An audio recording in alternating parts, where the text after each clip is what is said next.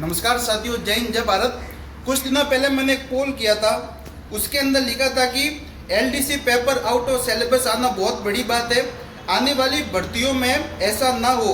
आलोक राज जी और राजस्थान भाजपा सरकार के लिए वीडियो बनाओ। आप देख सकते हैं कितनों लोगों ने कहा हाँ बनाओ और कितनों ने कहा नहीं।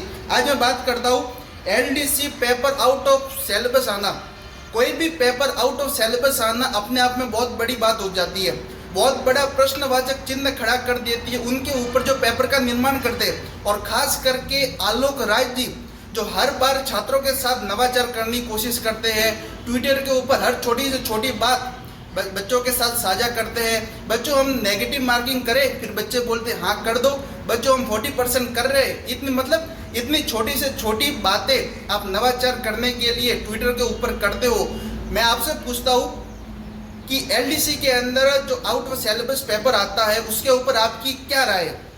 या तो आपने जो पेपर बनाते हैं उनको सिलेबस ही नहीं पकड़ाया था कि आपको कहाँ से सवाल पूछने, या फिर आपने सीधा कह दिया था कि ऐसा पेपर बनाओ जिससे जो नए लड़के हैं वो एग्जाम क्लियर ना कर सके। कहीं ना कहीं ये तो साबित होता है। अब मुझे आप बताइए, 12th पास सीईटी के बाद जो जिसने भी 12th की थी उसने सीईटी एग्जाम दिया और एलडीसी पेपर से 2 महीने पहले ही आपने तो जो 15 गुना की लिस्ट है वो भी निकाली थी। अब 12वीं पास करने वाले लड़के अब सिलेबस का पढ़े या सिलेबस के बाहर का पढ़े? 12वीं पास करने वाले लड़के अब भारत की क्रांति पढ़े या फ्रांस की क्रांति पढ़े, कहाँ की क्रांति पढ़े? और उसके बाद आपका एक ट्वीट आ जाता है। मैं ट्वीट पढ़ता हूँ और इस ट्वीट के बाद मैं खासा नाराज हूँ आपसे आलोक राज जी। मैं अभी बात करता हूँ, आपने ये ट्वीट किया कि किसी भी प्रतियोगिता परीक्षा में पूछा जाता है वो सभी कैंडिडेट पर बराबर लागू होता है और सिलेबस एक ब्रांड गाइडलाइंस होती है।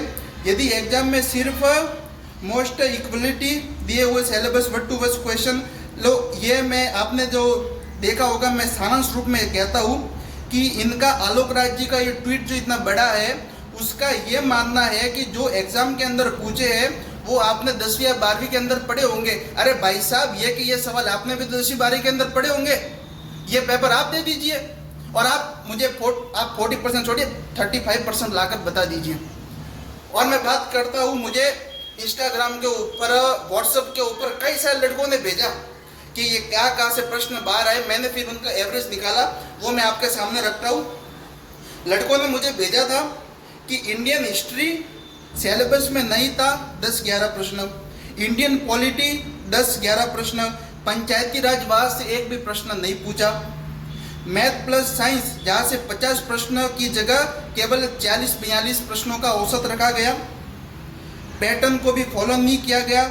वर्ल्ड ज्योग्राफी के 1-2 प्रश्न, वर्ल्ड हिस्ट्री के 1-2 प्रश्न और साइंस में 10-12 टॉपिक थे जिनमें से 3-4 को तो टच भी नहीं किया गया।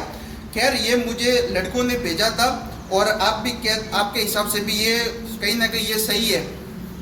लगभग कहते हैं कि 35-36 एक प्रश्न आउट ऑफ सिलेबस आए थे। अब मुझे आप ये बताइए कि आउट ऑफ सिलेबस पेपर आना ये कोई छोटी बात है?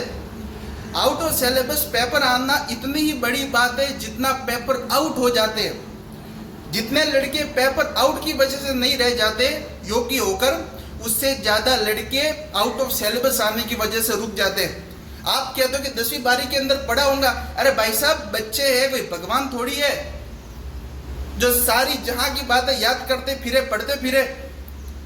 और आपका ये ट्वीट क्या आता है कि 10वीं 12वीं के अंदर आपने पढ़ा होगा।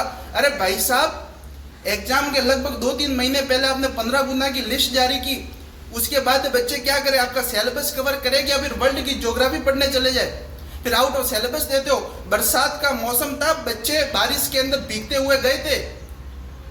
और मैं खुद कहता हूं कि मेरी आंखों ने देखा है किसी को मेरे सामने रोते हुए। बच्चे जब एलडीसी का पेपर देकर आए थे मेरे सामने रोए थे। और ऐसे कई सारे लड़के हैं जो अपने घर वालों के सामने भी रोए होंगे। इसका कारण कौन है? आप कारण हो।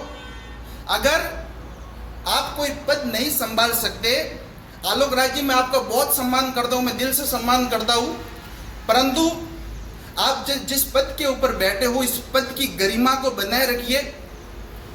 और मैं बात करता हूँ कि अगर ऐसा ही हाल रहा तो माननीय वित्त मंत्री बिया कुमारी जी, मैं उनका बहुत हृदय से सम्मान करता हूँ।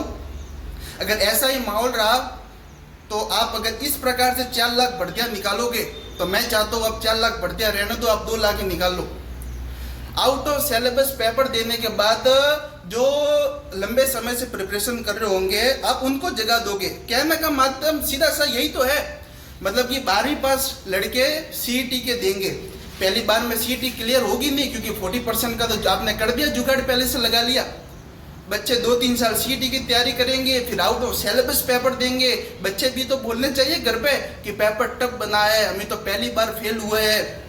योग्य बच्चे रह जाएंगे। मैं आपसे फिर से विनती करता हूँ कि युवाओं को राजनीति से दूर रखो। युवाओं की शिक्षा की जिम्मेदारी आपके ऊपर है, उनको रोजगार दीजिए।